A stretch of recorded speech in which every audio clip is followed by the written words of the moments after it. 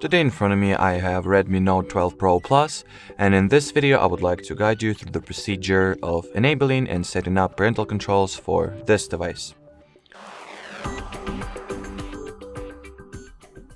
So first step is to launch settings, then enter the accounts and sync category and make sure that you have no Google accounts added. If you have some like I do, simply get rid of them by removing an account one by one. Once there are no Google accounts left, you can get back to the general start in settings page and enter the Google category this time. Next order of business is to tap at the parental controls, then get started, child or teenager, next. Next step is to sign into your child's Gmail account. So once the setup will allow us to, I will do exactly that. So tap at the add or create Google account for your child and log into whatever Gmail account you have prepared. If you do not have some, or rather if you do not have any, simply create a new one.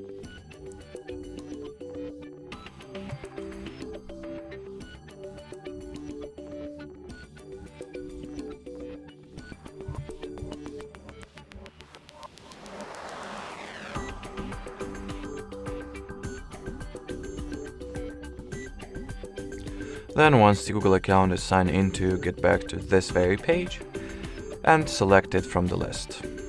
Onwards, we will need to enter another Google account credentials, but this time for your Google account or simply the Google account that you will use as a parent to supervise your child's activity. So you know the drill.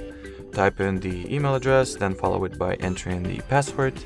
And here after that, you will be forwarded to the following About Supervision page. So scroll it all the way down and type in the password to the child's Google account. Then tap at the agree button.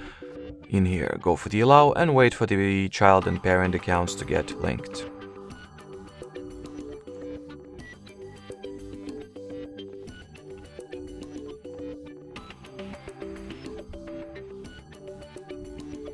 Then hit the next option to your bottom right.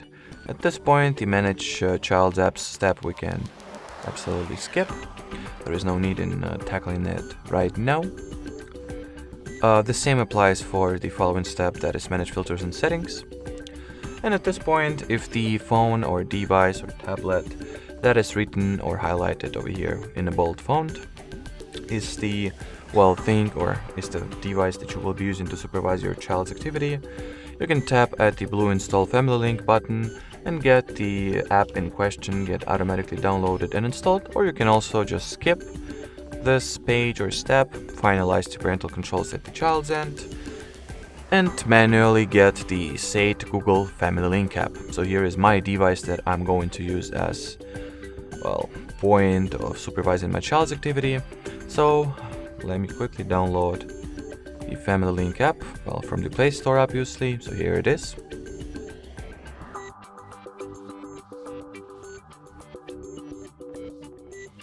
The only important step to be cautious about is while opening or launching Google Family Link for the first time, you have to sign into the app with the correct Google account, which is the parental account we have signed into the second. So let's wait for the app to allow us to proceed, and do so. Yeah, it might be a thing when the first launch has failed, so let's go ahead and reopen the application, whatever it is. Here you are.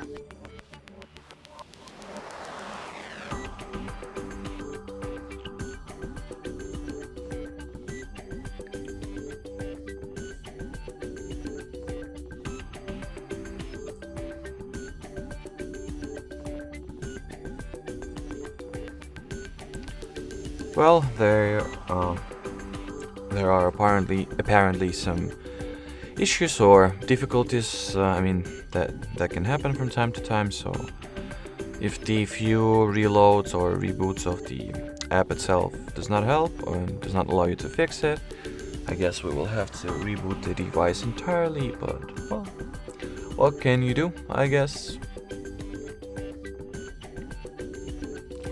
Yeah, it seems to me that I will have to reload my phone, so let me do exactly that.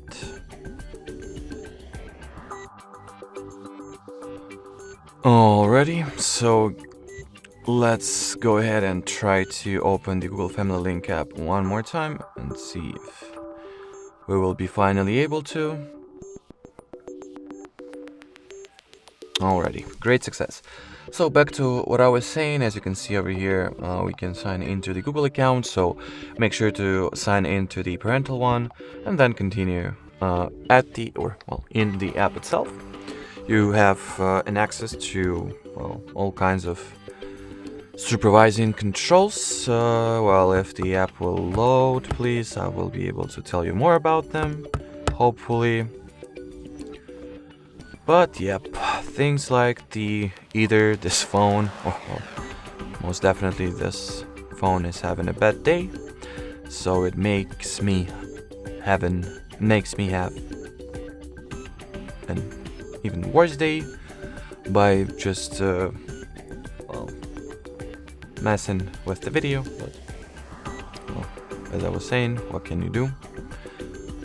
Sometimes the phone are terrible and do not allow you to do the most basic stuff.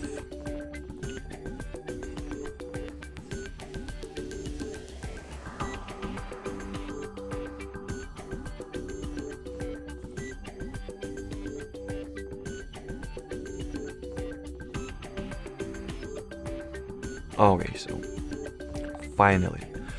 So in the app, you can set the daily limits for the device usage that your child has, the downtime routine, completely manage your child's app activity by setting up app limits, or generally enabling or disabling any apps, as well as at this page you can monitor your child's activity.